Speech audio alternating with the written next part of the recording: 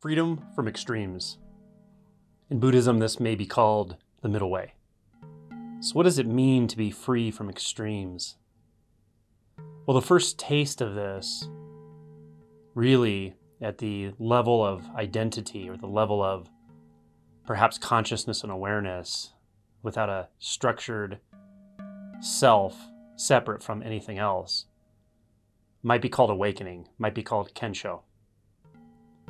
From this place, we start to experience at the level of consciousness or the level of mind, this expansiveness that includes everything, this knowing that there's nothing apart, there's nothing offending, there's nothing pushing or pulling on me because I am just sort of dissolved into the whole thing. You could say it's an expanded experience of self. You could say it's an undivided or unbound sense of self, but it's very much a sense of self.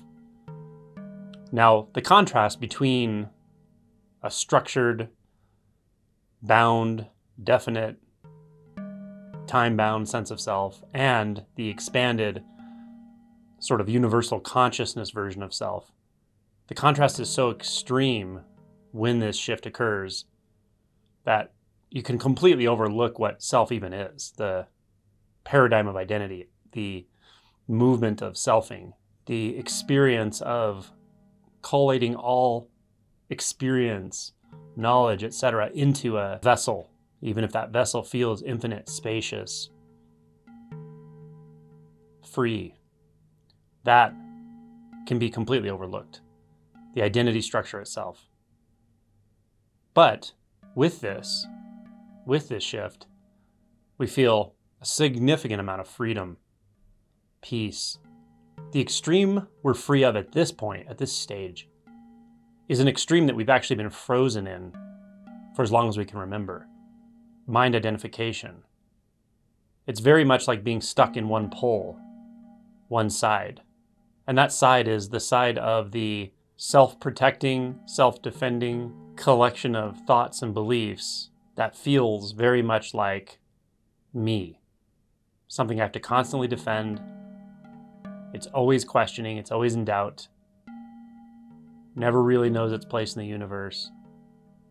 But it escapes this discomfort through thought, through imagining, through imagination, through seeking.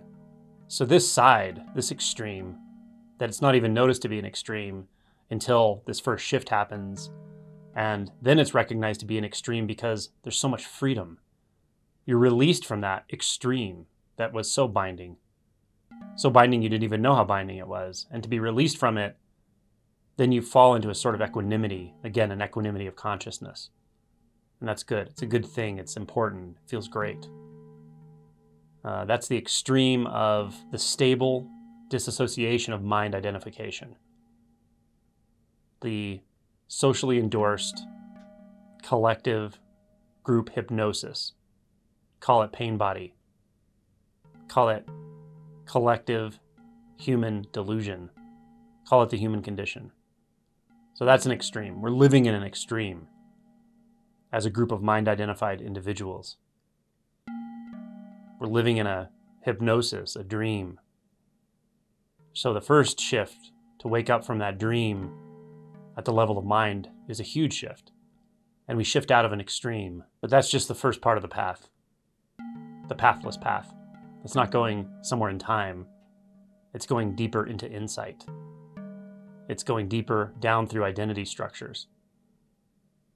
So from then on, there are more and more subtle, and sometimes not subtle, fixations. We still take sides. The tendency to take sides is there as long as identity is functioning. But it's a little hard to recognize sometimes how we're taking sides, where we're identifying with extremes. So one clue to help us learn to feel into when we're doing this is to recognize the tendency to form a frame of reference, a view. When we feel like we're defending anything, point of view, a self, the experience of no self, these are all views. The experience of expanded consciousness, the experience of formless awareness. If we're defending any of these views, there's still identity functioning.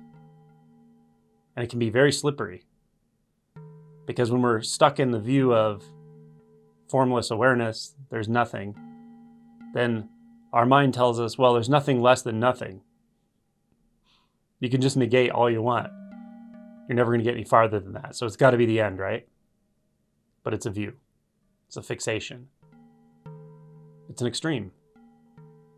So we can use this principle, we can use this tuning fork and recognize there's a view formed here, a belief, and let it go. So what's there if formless awareness is a view? If formless awareness is not the whole story, what other part of the story are we missing? Something closer, something more intimate, something integrated, but not integrated as a path and not integrated as a process or result, but intimate, something that's never been apart, something that doesn't know apartness. So this is when space collapses. The view of space, the frame of reference of space, of where, itself is a view, it's a fixation, it's an extreme. So we can correct this extreme view by feeling into its opposite. And then we find the natural place where there is no opposite, because there is no extreme view. We see that this was an illusion the whole time. Any view is an illusion. Any frame of reference is an illusion. It's a holding place. Fixation. It's a hindrance. So where else do we fixate? We fixate on tradition, Dharma, Zen, Dzogchen, Advaita Vedanta, Christian mysticism, whatever it is. These vehicles are powerful. They can get us a long way. But if we fixate on them, they will become a hindrance. Teachers, the enlightened one, the enlightened ones. A fixation on authority. It's very important to see into this. It sneaks in, even in late stage realization. What's beautiful about this is it seems external, but it's all really internal. It's all about the validation system, the symbolic system that helps us survive as human beings, that we project outward onto the world, onto our relationships, the people we know and don't know, the people we respect, systems, processes, tradition, all of it. It's a survival mechanism, but it's not you. You can see through these identities and be free, but you have to be willing to see the view, to see the frame of reference that something somewhere inside is still clinging to, using as a backdrop, using to construct the inner world, the safe place. So it's all an inside job. It's always an inside job. You can always find the answers here,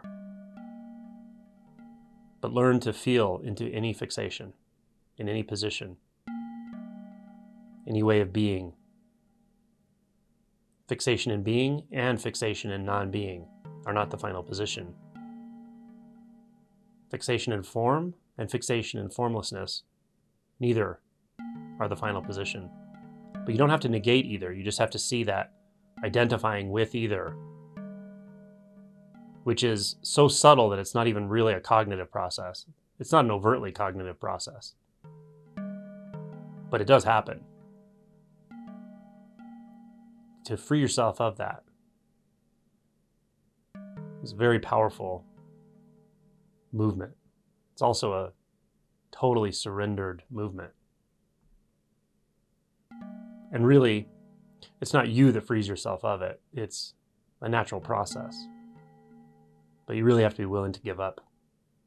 Give up all your views, frames of reference, opinions, history, past, accomplishments, spiritual accomplishments, knowledge, spiritual knowledge, spiritual terms. Can you get rid of all that? Is it uncomfortable to think about letting that all go?